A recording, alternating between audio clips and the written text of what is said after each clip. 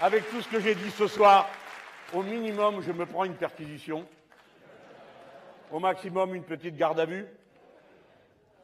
Ben oui, écoutez, alors comme dans les sondages, ça va mieux pour nous.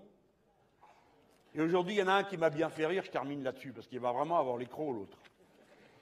Ils lui disent, bon, alors, si c'est Macron-Le Pen, qu'est-ce que vous préférez? Alors les gens, non mais reconnaissons une chose, c'est pas Madame Le Pen qui nous a mis les militaires dans la rue pour garder les bâtiments. Hein. Alors, Macron-Le Pen. Macron 61, Le Pen 29. Ça fait 32-68. Cette femme, je trouve qu'elle commence à ressembler à une assurance vie.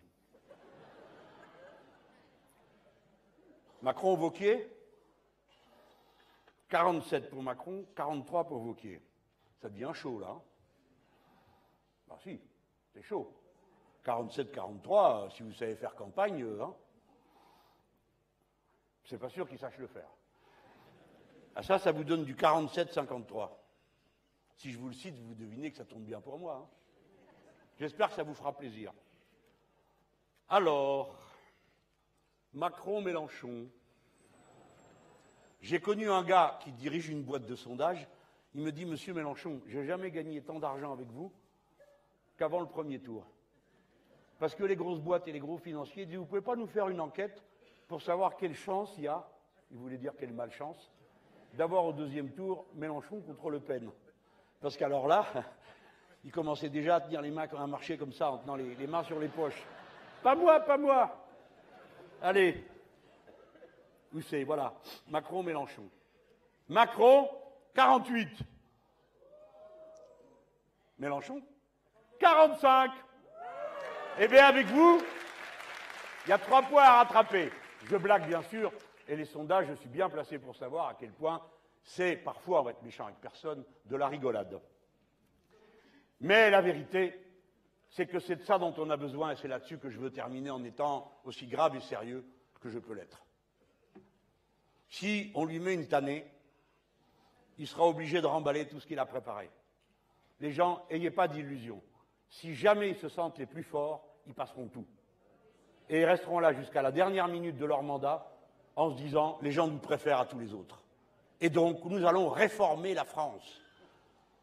Et ils disent d'ailleurs, les Français ne veulent pas être réformés. Les Français, ils n'ont fait que ça, accepter ces changements qui ont pourri leur vie.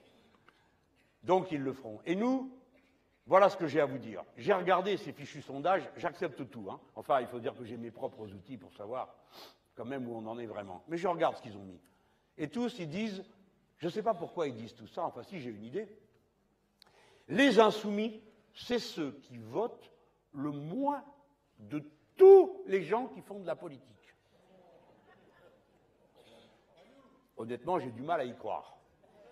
Mais je le prends pour ce que c'est, puisqu'ils le disent tous.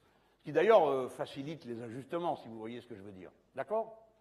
Si nous étions simplement respectés et mis à la moyenne, c'est pas au-dessus, hein, parce que pourtant, dans cette salle, il n'y a que des têtes dures, des gens qui se mêlent de tout et qui discutent de tout et qui même lisent les interviews de Madame Loiseau. Alors, c'est vous dire qu'il ne manque pas de bravoure. Mais même si on est tous comme ça, si on nous mettait à la moyenne, pas plus fort que les autres, hein, on n'est pas prétentieux, à la même moyenne, il devrait aujourd'hui nous mettre aux 12% que ça signifierait. Ça veut dire qu'il y a à portée de votre main la possibilité qu'ils sentent de nouveau notre haleine sur leur cou. Nous aussi, on court vite. La preuve, vous en attrapez pas tant que ça pour les foutre en garde à vue. Nous aussi, on a cette possibilité, si nous mobilisons, si nous expliquons. Je vous ai dit, c'est un grand moment. Les gens, si on a un bon résultat, on va donner la pêche à toute l'Europe. À ceux de nos amis isolés, qui sont moins nombreux que nous, moins organisés, qui n'ont pas accumulé les mêmes forces que nous. Ils se diront, les Français l'ont fait, on peut le faire nous aussi. Comme ces gens là-bas en Irak qui ont dit « Ouh, il y a des gilets jaunes en France, nous aussi on est gilets jaunes ». Ou comme l'a fait sous nos yeux et avec tout l'élan de notre cœur solidaire, le magnifique peuple algérien récupérant ses droits civiques et réussissant en une semaine à renverser la donne.